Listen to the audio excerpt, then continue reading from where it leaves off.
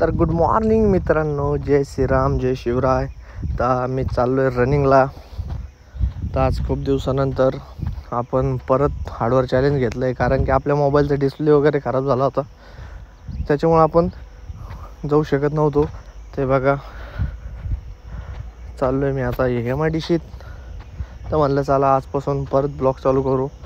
थोडी लेट करतो आहे मी, आणि खूप दिवस झाले माझ्याकडं होता फोन, पण मग त्याचा कॅमेरा ऑन बरोबर चालत नव्हता, त्याच्यामुळं तर आतापासून डबल मी ब्लॉगिंग करतो आहे. तर मला वाटतं आहे तुम्ही देसान प्रतिसाद. आणि हे बघा आपला कुंभेफळ फाटा. तर खूप मस्त नेचर होतं, आणि मी आलो होतो ग्राउंडवर ऑरिक समोर आपल्या.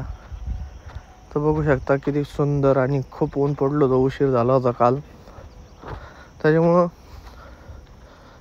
परत म्हणलं ब्लॉगिंग चालू करू आता आणि कंटिन्यू करत राहू. तर आपले 3-4 मित्र पण रनिंग करत होते इतक्या उन्हात. ते बघा,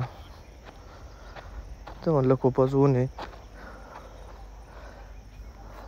तर मी आणि रोहित पण हे बघा वॉर्मअप वगैरे करताय. वॉर्मअप वगैरे करून ह्याला काही रनिंग करायची गरज नाही वाटतं, त्याच्यामुळं वॉर्मअप करताय. त्यांना म्हणलं रनिंग करा.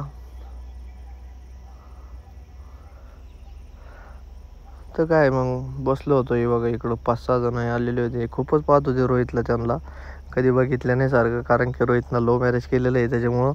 आणि रोहित जवळ आल्यावर विचारलं त्याला, बघा तुम्ही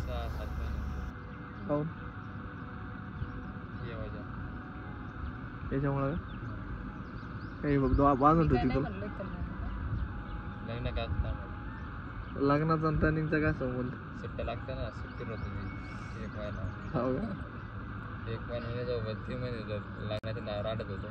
3 महिने थोडी झाले लग्नाला. तर हळद बिळद लग्नाला 1 महिना झाला.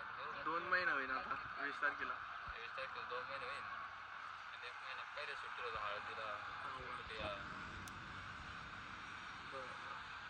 दावत द्यायची. आता किती दिवस रनिंगला येणार आहे?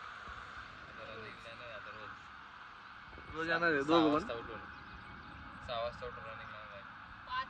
5ला उठून येणार आहे. त्याच्यापासून 5 तर रनिंगवरून आल्यावर पवनकडे आलो होतो. तर मग पवनकडे आप्पाच्या कट्ट्यावर बसलो थोडं. म्हणलं काय पवन काय चाललं? काही नाही म्हणे. रोहित कुठे आहे? म्हणलं घरी आहे, रनिंगला आलता म्हणलं आज.